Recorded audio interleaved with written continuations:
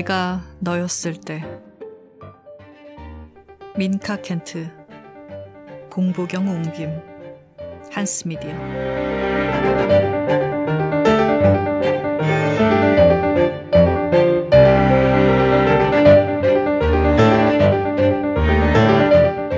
내가 운이 좋았다고들 했다. 의사와 간호사, 그리고 달없는 하늘 아래 칼에 찔리고 폭행당해 피투성이인 채로 내 사무실 앞 골목에 쓰러져 있던 나를 발견한 경찰까지 다들 같은 말을 했다. 운이 좋아 죽지 않았다고. 정말 그럴까? 내 인생은 그 사건을 기점으로 나뉜다. 그 사건을 겪은 후로 나는 완전히 다른 사람이 됐다. 더 이상 예전의 나는 없다. 죽은 것이나 다름없는 상태라고 해야 할까? 하지만 하루가 끝날 무렵에도 나는 여전히 숨을 쉬고 있다. 그러니 죽었다고는 할 수 없겠지. 심장은 여전히 고동치고 혈관에는 그날 밤 수혈받은 낯선 이의 피가 흐른다. 여러 면에서 운이 좋았을 수도 있다. 비록 강박장애, 악몽, 외상 후 스트레스 장애에 시달리고 있긴 하지만. 늦봄의 한기가 여전히 공기 중에 남아있는 화요일 아침이다. 나는 앞베란다 그네 의자에 앉아 세상을 둘러본다. 분홍색 베고니아에 물을 주는 옆집 이니드 데이비스에게 손을 흔든다. 털이 비단처럼 부드러운 골든 리트리버들을 데리고 산책 나온 최근에 은퇴한 클링앤비어드 부부에게도 미소를 지어준다. 그리고 자전거를 타고 보도를 달려가는 학생들을 멍하니 바라본다. 학생들은 몸에 비해 지나치게 큰 책가방을 등에 메고 바닥에 균열과 연석을 타넘으며 앞서거니 뒤서거니 달려가고 있다. 아침 8시가 막 넘어간 시각이다. 눈처럼 하얀 레인지로버 한 대가 칼리 마셜과 브라이언 마셜 부부의 집 앞에 멈춰선다. 길 건너 앤 여왕시대 양식으로 지어진 집이다. 부동산 매물로 나온 지 8개월이나 된 집인데 호가가 터무니없게 높다. 운전석에 앉은 부동산 중개인 여자가 백미러로 제 얼굴을 들여다본다. 그녀는 앞뒤 길이를 다르게 자른 반짝이는 단발머리를 손으로 매만지고 도톰하게 부풀린 입술에 립밤을 2번 신중하게 바른다. 그리고 차에서 내려 당당하게 걸어간다. 밑창이 빨간 그녀의 구두가 눈에 들어온다. 브라이언 마셜과 잠자리를 같이 하는 사이겠지. 지금은 아니라고 한다면 앞으로 그럴 계획임이 분명하다. 부동산 중개인이 아침나절부터 고객의 집을 저렇게 뻔질나게 드나드는 건 본 적이 없다. 부동산 시장이 최악일 때도 이 거리에 위치한 앤 여왕시대 양식의 주택이 수개월 넘게 팔리지 않은 적은 없다. 브라이언이 현관문을 열자 중개인 여자가 안으로 들어간다. 창문의 커튼은 여전히 드리워져 있다. 집 바깥의 삶은 여전하다. 누가 보지 않는다고 생각될 때, 아무도 모른다고 여겨질 때 사람들은 온갖 추잡한 일을 저지르며 나를 경악하게 한다. 마치 그럴 권리라도 있다는 듯 분노를 일으키는 뻔뻔한 짓거리를 서슴지 않는다.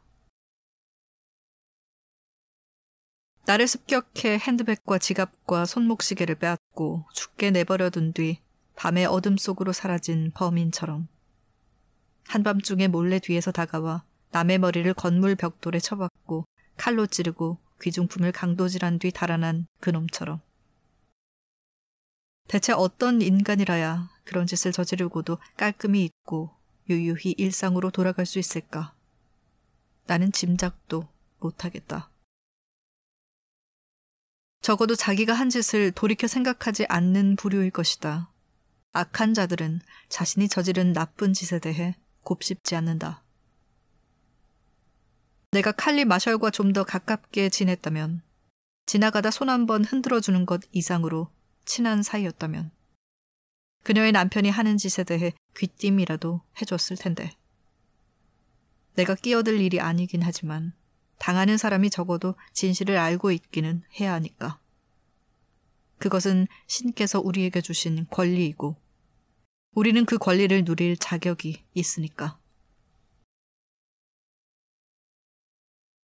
최근 6개월 동안 나는 사람들을 관찰하며 많은 시간을 보냈다.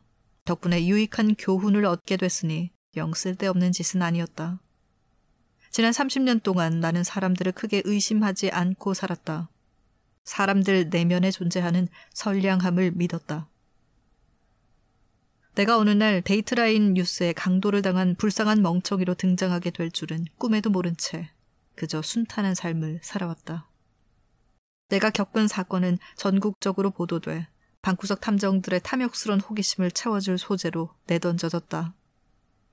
나는 혹시 그 사건에 관해 뭐라도 알고 있는 사람이 나타나 줄지도 모른다는 생각에 방송에 출연하기까지 했다. 하지만 부질없는 짓이었다. 내 사건은 미지근하게 회자되다가 곧 식어버렸다. 이제 나는 사람들이 얼마나 이기적인지 잘 안다. 사람들은 거짓말을 하고 바람을 피우고 남의 물건을 훔치고 상처를 주고 조종하고 비밀을 만든다. 흔해 빠진 가면을 쓰고서. 심지어 살인까지 저지른다. 어떤 사람들은 비대한 자아와 본능이 인생이란 차를 운전하게 내버려두고 제정신은 멍하니 조수석에 앉힌 채 자기 입속만 챙기며 살아간다. 이런 생각에 너무 오래 붙들려 있었는지 머리가 욱신거린다. 이러다 또 두통에 시달리며 온몸의 기운을 뺏길지도 모르겠다. 이미 너무 많은 하루하루를 두통 때문에 망쳐왔다. 클링 앤 비어드 부부가 금빛 털이 달린 개들을 데리고 또다시 저 앞을 지나가며 내게 손을 흔든다. 나는 고개를 끄덕이고 미소를 지으며 화답한다. 부드럽고 미적지근한 미풍이 불어와 주변의 나무들이 바스락거린다. 몇 초 후 단색 운동복을 입고 발목에 모래주머니를 찬 여자 둘이 길 건너 보도를 따라 빠른 걸음으로 지나간다. 몇 분 뒤 브라이언 마셜의 집에서 부동산 중개인 여자가 나온다. 치마가 살짝 비뚤어졌고 머리를 한쪽 귀 뒤로 대충 넘긴 모습이다. 그녀는 곧장 SUV 운전석에 올라앉아 그곳을 떠난다. 우리 집 쪽으로 향한 브라이언의 집 커튼이 슬쩍 열린다. 그제야 집 안으로 햇볕을 들이는 모양이다. 내 의심이 사실로 확인된 순간이다. 옆집 이니드의 집 베란다에 매달아 놓은 풍경이 바람에 흔들리며 딸랑거린다. 레지 번스틴이 집 앞 진입로를 빗자루로 쓸고 있다. 헬버슨의 집 스프링클러가 치익치익하며 잔디에 물을 뿌리기 시작한다. 이 동네에 또다시 아름다운 하루가 시작되려 한다. 집 안으로 들어가기 전 마지막으로 한 번 더 동네를 둘러본다. 100년 넘은 떡갈나무들 사이로 흩뿌려지는 아침 햇살. 묵직한 머리를 달고 산들바람에 하늘하늘 춤추는 연한 빛깔 모란들. 가죽끈으로 둘러맨 순종 개들과 함께 산책하다가 돌아가신 내 외조 부모님이 완벽하게 복원해놓은 앤 여왕과 빅토리아 여왕 시대풍의 집을 바라보느라 말뚝 울타리 너머에 멈춰선 이웃들. 복잡한 문양의 축에 바람개비 장식이 달려있고 박공지붕이 절반만 올려져 있는 우리 집을 가리키며 그들은 저 집 좀 보라고 서로에게 말한다. 세월의 흐름조차 비껴간 듯 박물관의 전시품처럼 잘 보존된 이 집에서 사는 게 어떤 기분일지 그들은 무척 궁금해야 할 것이다.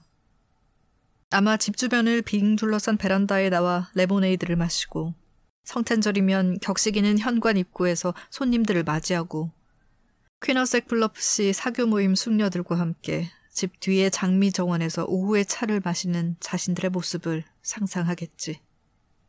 여기는 식구가 여럿 있는 가족이 살기에 적합한 집이다. 이런 집을 나 혼자 쓰고 있으니 때로는 미안한 마음이 들기도 한다. 이 집에는 30살 여성 브리엔 두그레이가 혼자 살고 있다. 집의 4분의 3은 아예 쓸 일이 없다. 그래서 나는 고풍스러운 가구들, 윤기나는 호두나무 널빤지, 픽페어 대저택풍의 벽지로 꾸며진 아름다운 방 대부분을 고이 보관하듯 잠가놓았다. 서재, 부엌방, 앞쪽 응접실도 거의 쓸 일이 없어서 선반 위 인형들처럼 감상용으로 고이 놓아두고만 있다. 집을 팔까도 생각했지만 익숙한 환경이자 안식처인 이 집을 떠나기엔 마음의 준비가 되지 않았다. 아직은. 우편물을 꺼내들고 집으로 들어와 등 뒤로 자물쇠를 잠근다. 분명히 잠겼는지 재차 확인한다. 편지 더미를 들춰보다가 발신인 주소와 발신인의 이니셜 HPG가 적힌 작은 마닐라 봉투를 발견한다. 주방으로 가서 편지 개봉용 칼을 집어들고 봉투 측면을 따라 내리 긋는다. 봉투를 열고 자그마한 상자를 꺼낸다. 정사각형 모양으로 된 반들거리는 파란 상자다. 뚜껑을 열자 가죽 열쇠고리가 달린 반짝이는 은색 열쇠가 들어있다. 열쇠를 꺼내 열쇠고리를 뒤집어 보니 화려한 글씨체로 BD라고 도들새김되어 있다. BD. 브리엔 드그레이의 이니셜 아닌가? 잠시 후 상자의 뚜껑 안쪽에 붙어있는 포스트잇만한 크기의 쪽지가 눈에 들어온다. 브리엔 드그레이 씨, 하코트에 오신 걸 환영합니다. 저희와 함께 즐거운 시간 보내시기를, 레시스의 아름다운 골짜기에서 행복을 만끽하시길 바랍니다. 감사합니다. HPG, 하코트 부동산 그룹 소속팀, 아이오와주 퀴너색 블러프시. 쪽지 반대쪽에는 스콧 피츠제럴드의 소설에서 튀어나온 것 같은 넋이 나갈 만큼 아름다운 1920년대의 아르데코풍 건물 사진이 유광으로 인쇄돼 있다. 사진 하단 오른쪽 구석에는 웹사이트 주소가 보인다. 공동 소유인 휴가용 주택을 구입하라며 다짜고짜 가짜 열쇠를 보내주는 사기 범주의 냄새가 난다. 열쇠를 들고 막상 찾아가면 그들은 4시간 동안 주구장창 발림 소리를 늘어놓으며 계약서에 서명하게 하고 인생을 망쳐놓을 것이다. 열쇠를 상자에 덜어놓고 옆으로 치운 뒤 나머지 우편물을 들춰본다. 열쇠에 대해서는 나중에 다시 확인해봐도 될 것이다. 분명 아무것도 아닐 테니까.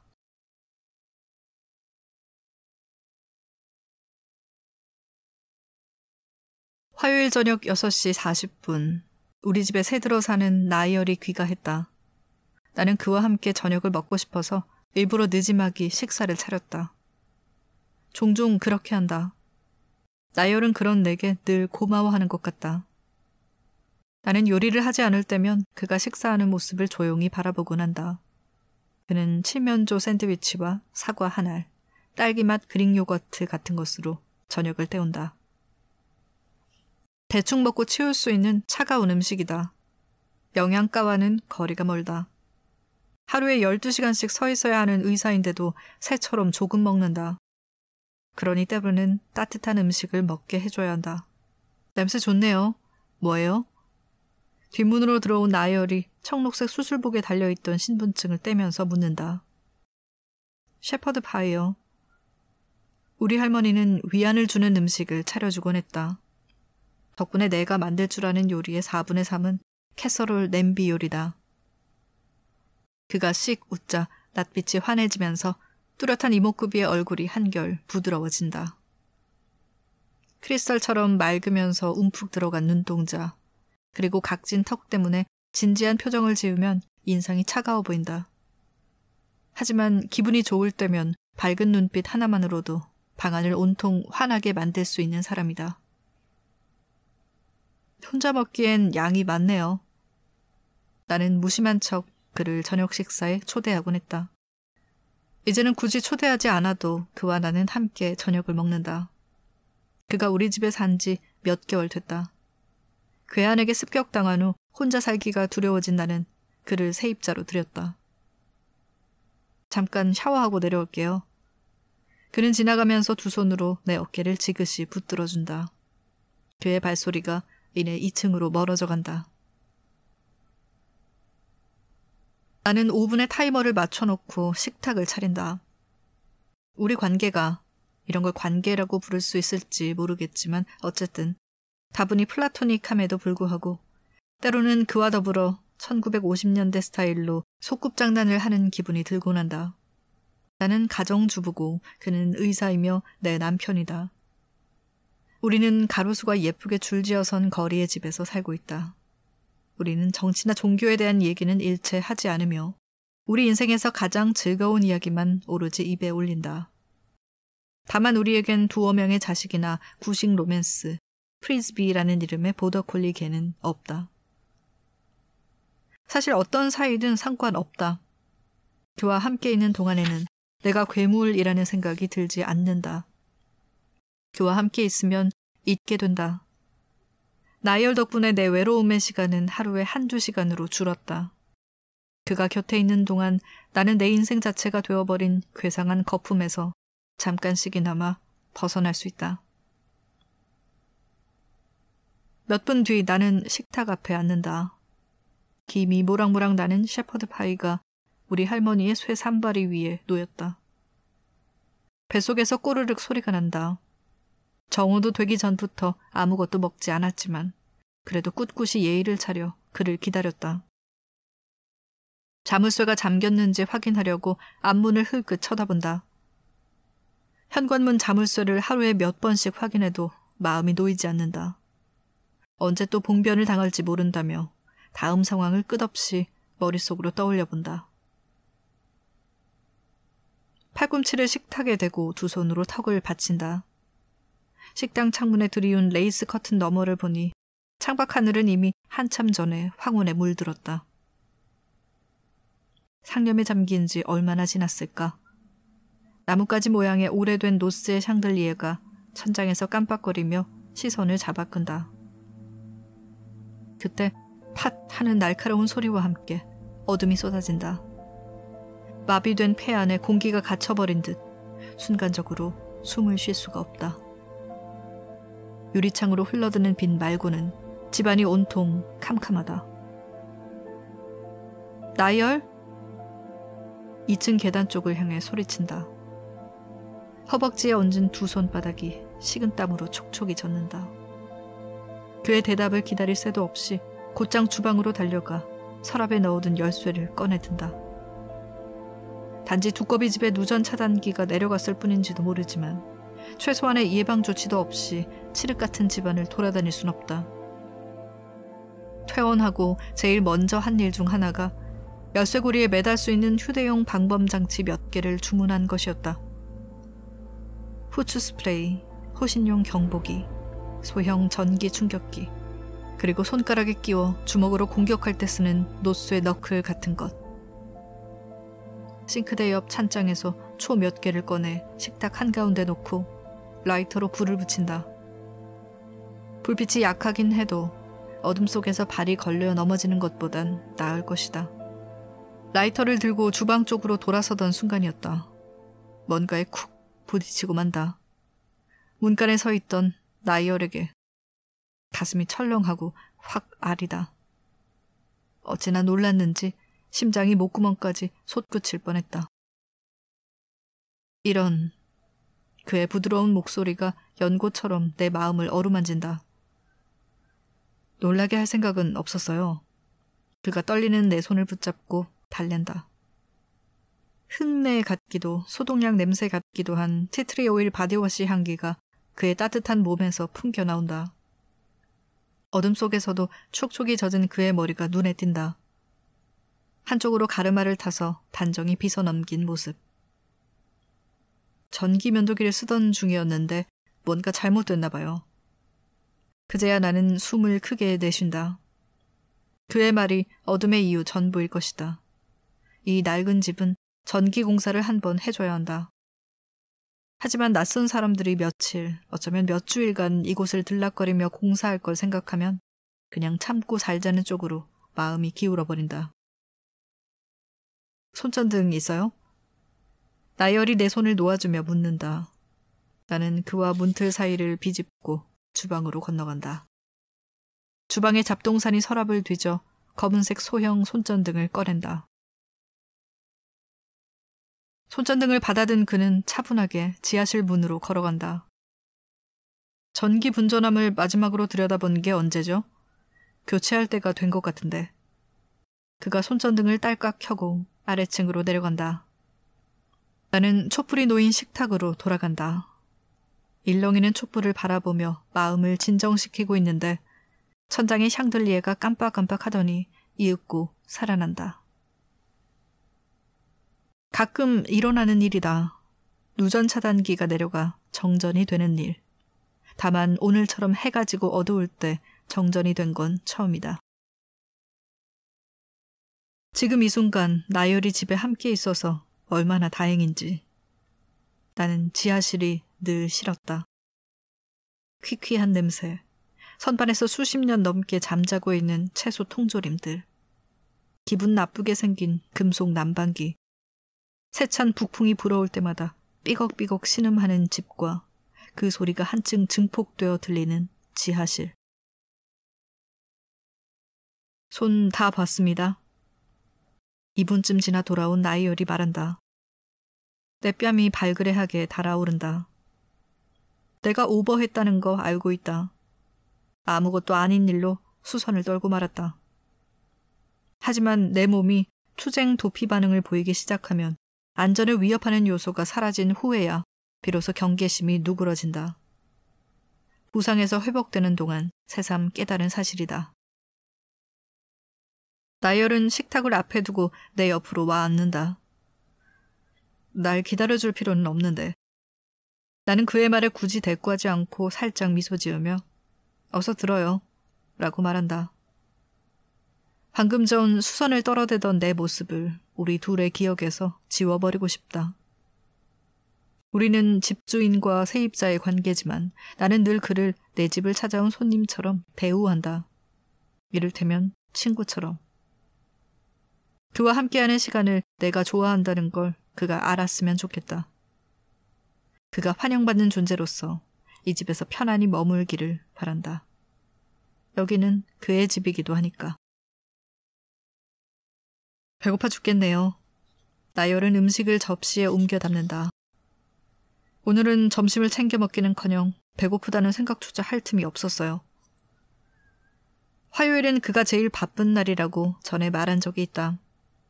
주 초에 수술이 많이 잡힌다고 했다. 그래야 주말 전에 복잡한 문제나 비상사태가 발생했을 때 의사들을 호출하기가 쉽기 때문이다. 당신이 없었으면 내가 제대로 먹지도 못하고 어떻게 살아남았을까 싶어요. 그는 내 쪽으로 서빙용 큰 접시를 밀어주며 싱긋 웃는다. 오늘 잘 지냈어요? 나는 그가 이런 질문을 하는 게 싫다. 늘 똑같아요. 그는 캐묻지 않는다.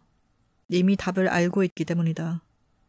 그를 이 집에 들이기에 앞서 나는 내가 처한 상황에 대해 털어놓았다. 하숙계약서에 서명하기 전 그가 궁금해하는 부분에 대해 최대한 대답해주는 게 옳다고 생각했기 때문이다. 30살 여자가 이렇게 큰 집에 혼자 살면서 종일 하는 일 없이 창밖을 내다보며 이웃 사람들 구경이나 하고 있는 게 일반적이진 않으니까. 다행히 동정심이 많은 나이얼은 내게 도움이 될 만한 곳을 소개해주고 추천해주는 등 내 처지를 진심으로 이해해준다. 나를 돌봐주고 내 회복에 일조하고 싶어하는 마음이 엿보인다. 그런 점에서 보면 내가 정말 운이 좋은지도 모르겠다. 나이얼과 나는 음식을 먹으며 친근한 눈빛을 주고받는다.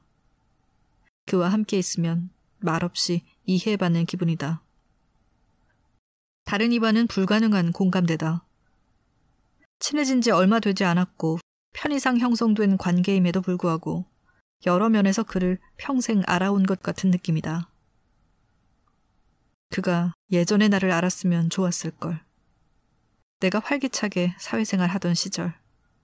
아침, 점심, 저녁 가리지 않고 휴대폰으로 쉴 새 없이 전화며 문자가 오던 시절. 당시 나는 모두가 부러워할 만한 휴가 계획을 세우곤 했고 흥미로운 대화 주제도 많았고 얼굴에서 미소가 떠나지 않았다. 어쩌면 내면 깊숙한 곳에는 아직 예전의 내가 존재할지 모른다. 나는 무너진 심리의 잔해와 감정의 잿더미 아래서 예전의 나를 끄집어내려 애쓰고 있다. 예상보다 오래 걸리고 있지만 아직 포기하진 않았다. 우리는 말없이 식사를 마친다. 그는 의사로서 환자의 비밀을 지켜야 할 의무가 있기에 그날 하루에 대해 길게 말하지 않는 편이다. 얘기하더라도 두루뭉술하게 넘어가곤 한다.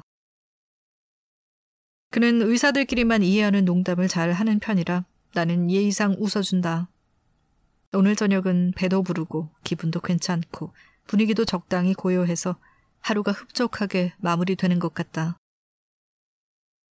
먼저 식사를 마친 나이얼은 접시를 싱크대 개수대로 가져간다. 잠시 후 물 쏟아지는 소리가 들린다. 다 먹은 접시를 들고 그의 곁에 가보니 따뜻한 세제물이 개수대 절반쯤 채워져 있다. 그는 긴 팔에 고무장갑을 끼고 거품이 보글보글 나는 물에 스펀지를 담근 뒤 접시 하나를 물에서 끄집어낸다. 설거지 안 해도 되는데요. 무슨 그런 말씀을. 우리는 늘 이렇게 밀고 당긴다. 내가 요리를 하면 그는 설거지를 하겠다고 고집을 부린다. 나는 그럴 필요 없다고 말하면서도 속으로는 무척 고맙다. 사람의 목숨을 구하는 그의 귀한 손이 냄비와 프라이팬, 포크를 스펀지로 문질러 닦고 있다. 강인한 어깨의 근육이 팔 동작에 맞춰 부드럽게 움직인다. 잠시 후 나는 서랍에서 마른 행주를 꺼내 그가 씻어놓은 접시들을 닦아 정리한다. 나이얼과 나, 우리는 좋은 팀이다. 설거지를 마친 그는 고무장갑을 벗어서 싱크대 옆에 나란히 깔끔하고 산뜻하게 걸쳐둔다. 그만 올라가 볼게요. 그는 날씬한 엉덩이에 두 손을 짚고 말한다. 나는 시계를 흘끗 돌아본다. 아직 이른 시간이다. 실망한 마음을 밝은 미소 뒤에 감춘다. 서재에 있을 테니 필요하면 불러요. 2달 전 나이얼은 위층의 빈 방 중 하나를 서재로 써도 되는지 물었다. 그러라고 하자 그는 콘약색 체스터필드 가죽 소파, 고전과 의학 교과서로 가득한 책장, 초록색 가시 달린 뱅크스 램프와 마호가니 책상을 그 방에 채워 넣었다.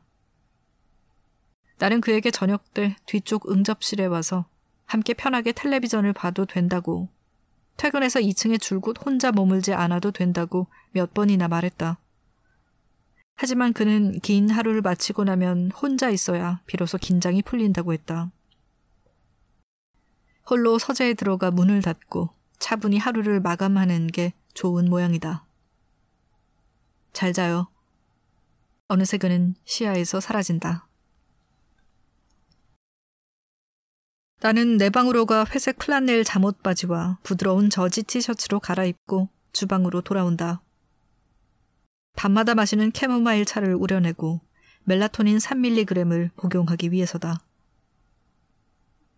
나는 밤에 좀처럼 잠을 이루지 못한다. 그렇다고 약효가 센 수면제를 복용할 수도 없다. 처방받은 수면제를 먹으면 몇 날 며칠 내리 자버리게 되고, 처방전 없이 산 약을 먹으면 잠들지는 못하고 다음 날 정신만 혼미하다. 2가지 약을 적당히 섞어 먹으면 약효도 어느 정도 있고 야간 공포증도 거의 밀려들지 않는다. 차주전자를 개수대로 가져가 수도꼭지 아래 받쳐들고 온수 손잡이를 돌린다.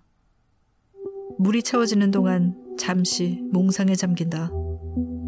머릿속에서 나는 집이 아닌 다른 곳에 가 있다. 세인트 토마스 섬이다. 2년 전 동성 친구들과 함께 그 섬에 놀러가 8일 동안 지낸 적이 있다. 눈부신 햇살과 모래사장, 특대 사이즈의 칵테일 잔에 꽂힌 선명한 색깔의 앙증맞은 우산 장식으로 빛나던 나날이었다. 재밌네.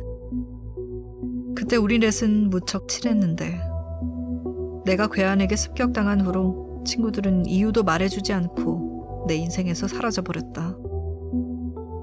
내 삶은 늘 그런 식인 것 같다. 주변 사람들이 말도 없이 내 곁을 떠나는 삶. 친구들에 앞서 엄마가 그랬다. 어느 날 엄마와 나는 조금씩 녹아내리는 아이스크림 콘을 먹으며 공원에서 놀았는데 다음날 엄마는 언젠가 데리러 오겠다는 말과 함께 나를 외가에 맡겼다. 그리고 그날 이후로 돌아오지 않았다. 과거에 대한 상념을 떨치고 현재로 돌아온다. 차주전자에 물이 넘치고 있다. 주전자를 옆으로 옮겨든 채 수도꼭지 너머 창문으로 눈을 돌려 유리창에 비친 내 모습을 바라본다. 그리고 비명을 지르고 만다. 내 뒤에 키 큰 사람의 형체가 서 있었다. 나는 묵직한 주전자를 개수대에 떨어뜨리고 뒤로 물러선다. 나열이 다가와 두 팔로 나를 감싸고 잔잔한 목소리로 속삭인다. 나예요. 따뜻한 기운이 내 온몸을 감싼다. 잠시 후 그가 나를 품에서 놓아준다. 나는 쿵쾅대는 가슴에 손바닥을 얹는다. 오는 소리 못 들었어요. 미안합니다. 그는 두 팔을 약간 들어 올리며 말한다. 일하면서 소리 없이 걷는 게 습관이 돼서. 괜찮아요? 그는 이마에 주름을 잡으며 내 어깨에 한 손을 얹는다. 놀라게 해서 몹시 미안해하는 표정이다. 예, 괜찮아요. 나는 고개를 끄덕이고는 물이 잔뜩 쏟아진 싱크대 카운터 쪽으로 돌아선다. 내가 닦을게요. 그는 재빨리 카운터에 물을 닦고 차주전자를 가스레인지에 올린다. 이 남자는 그야말로 사람들을 돌보는 일이 직업인 사람이다. 뒤쪽 응접실에 가서 앉아 있어요. 내가 차를 갖다 줄게요. 나는 지나치게 예의를 차려 짜증을 유발하는 부류로 취급받고 싶지 않아 그가 하는 대로 두기로 한다. 뒤쪽 응접실로 가서 텔레비전 리모컨을 집어들고 저녁 뉴스 프로그램 채널로 돌린다. 수다쟁이 주부들이 나오는 리얼리티 쇼를 보고 싶은 마음이 굴뚝 같지만 그에게 내 지적인 면을 과시하고 싶다. 사실 요즘 나는 온통 정신적 탈출구를 찾을 생각뿐이다. 잠시 후 나이얼이 뒤쪽 응접실 문간으로 들어온다. 그의 단단한 손이 받침 접시에 올린 장미무늬 도자기 찻잔을 들고 있다. 여기 있어요. 그는 내 앞에 티테이블에 잔을 내려놓는다. 당신밖에 없네요. 나는 담요를 끌어당겨 무릎을 덮는다. 여기 좀 이따가 갈래요? 마침 기후변화에 대한 뉴스 특집을 보던 중이거든요. 흥미로워요. 거짓말이다. 물론 나는 습관적으로 거짓말을 하지는 않는다. 그가 내 곁에 있어주길 간절히 바랄 때가 종종 있는데 지금도 그렇다. 그가 아니라 누구라도 좋다. 괴한의 습격을 받은 후 외로움이 부작용으로 남았다. 외로움의 부작용은 이렇게 때때로 간절히 고개를 치켜들며 거짓말을 하게 만든다. 내일 아침에 일찍 나가봐야 해서요. 그는 눈가에 잔주름을 잡으며 미안해하는 표정을 짓는다. 그의 말은 사실이다. 그는 수요일마다 아침 6시까지 출근해야 하는데 그러려면 새벽 5시 반에 집에서 나가야 한다. 다음에 같이 봐도 될까요? 나는 앞으로 몸을 기울여 찻잔과 받침 접시를 들어 올린다. 그럼요. 잘 자요. 그는 이 말을 하고 나서 잠시 머뭇거린다. 어두운 응접실에서 텔레비전 화면에 깜빡이는 빛이 그의 얼굴에 어둑한 그림자를 들이운다. 그의 눈빛에 슬픔이 어려있는 듯하다. 아니면 동정심이거나. 그는 나를 불쌍하게 보는 모양이다. 나이얼은 돌아서서 응접실을 나간다.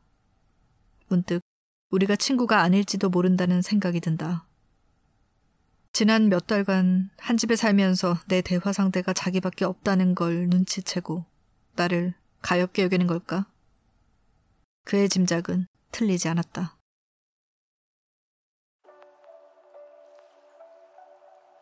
수요일 아침, 나는 다시 조심스레 앞베란다로 나간다. 나무 그네에 앉아 커피를 마시며 세상이 깨어나는 풍경을 바라본다. 우편으로 열쇠를 보내온 HBG라는 곳에 아침 일찍이 전화를 한다. 그리고 블론드 로스트 커피를 새로 끓이고 날씨를 확인한 뒤 옷장에서 니트 카디건을 꺼낸다. 집 주변 떡갈나무 가지에 앉은 개똥지박이들이 지저귀고 한 무리의 학생들이 자전거를 타고 보도를 달려 내려간다. 뒤처진 한 아이가 친구들에게 기다리라고 소리친다. 몇 주 후 방학이 되면 동네의 낮 풍경이 좀 더 활기차게 될 것이다. 좀 더 안전해진다는 뜻이다. 주변에 사람들이 있는 게 좋다. 증인들이니까. 어떤 일이 벌어질지는 아무도 모른다. 애들이라도 눈은 있다. 남의 이목을 끌고 싶지 않은 자들에게 목격자의 시선은 범죄에 대한 의지를 꺾게 만든다. 나를 공격한 자에 대해 생각해본다.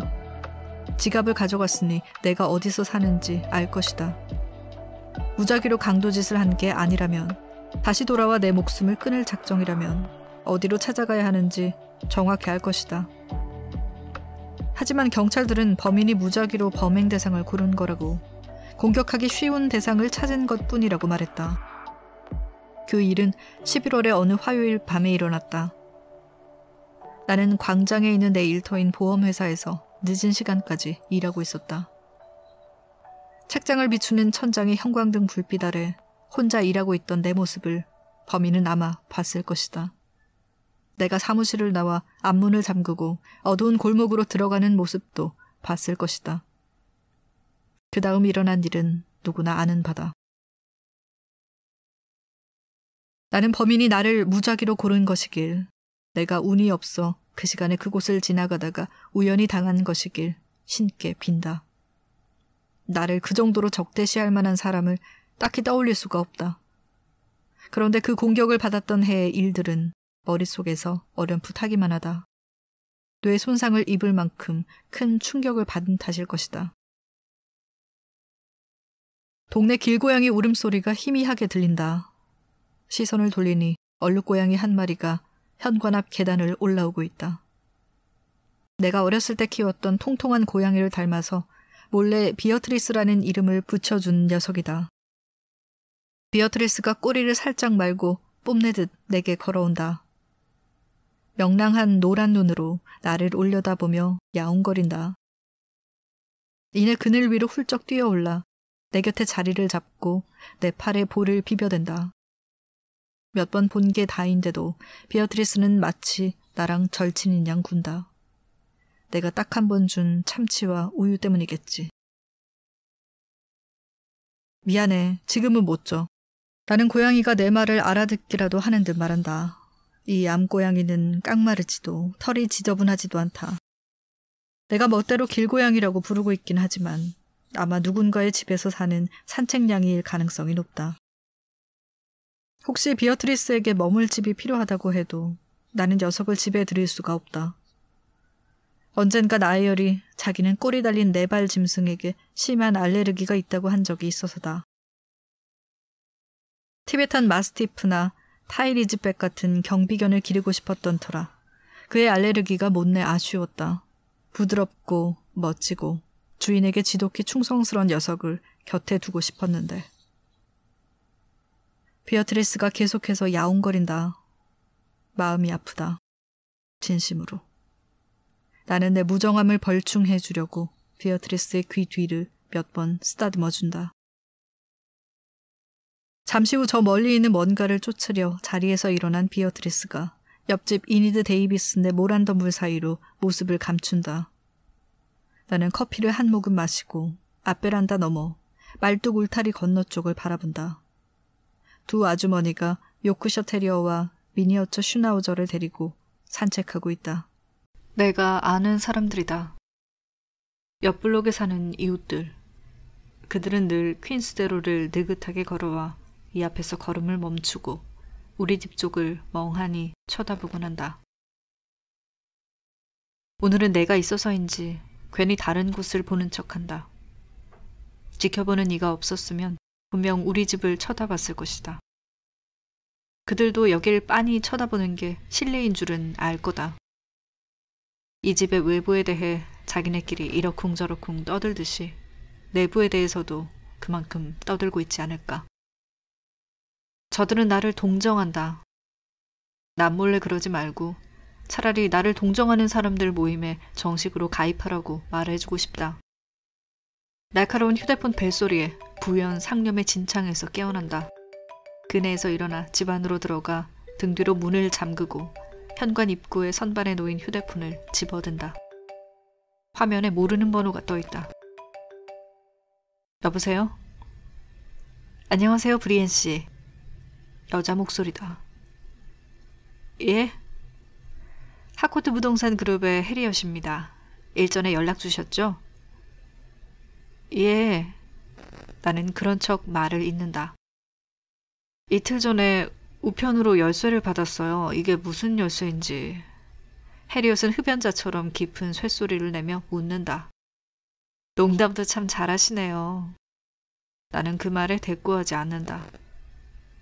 2주일 전쯤 저희를 찾아오셨잖아요. 나는 몸이 굳어 조용히 듣고만 있다. 원룸을 임대하고 6개월치 월세를 내셨고요. 그녀는 여전히 쿡쿡 웃으며 말한다.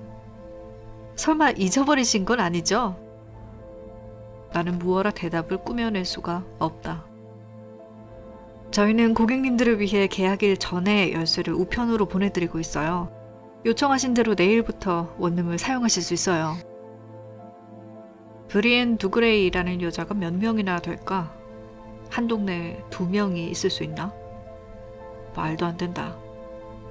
해리엇은 노래하듯 말한다. 여보세요? 아직 안 끊으셨죠, 두그레이 씨? 나를 습격한 누군가가 다크웹, 그러니까 인터넷 암시장 같은 곳에 내 신분을 팔았을 가능성이 있다. 나인 척하는 여자가 내 이름으로 원룸을 임대했다면 내 인생을 피폐하게 만들고 악몽처럼 나를 괴롭히는 질문에 대한 답을 그녀가 줄 수도 있지 않을까. 예, 혼란스럽게 해드려서 미안합니다. 전화까지 해주시고 고맙습니다. 전화를 끊는데 이마에 식은땀이 맺히고 복부가 묵직하게 짓눌리는 느낌이다. 이건 큰 단서일 수 있다. 6개월이 다 되도록 우리는 범인에 대한 실마리 하나 찾아내지 못했다. 범인을 잡으려면 일단 내 이름으로 원룸을 임대한 여자가 경계심을 갖도록 해서는 안 된다. 내가 접근하는 걸 알아챈 순간 여자는 도망쳐버릴 수 있다. 심장이 쿵쾅쿵쾅 뛰는 소리가 귓속을 울린다. 주변의 공기가 후끈 달아오른 듯하다. 새로이 얻게 된 충격적인 정보로 인해 내면의 가장 깊숙한 곳이 흔들리고 있다.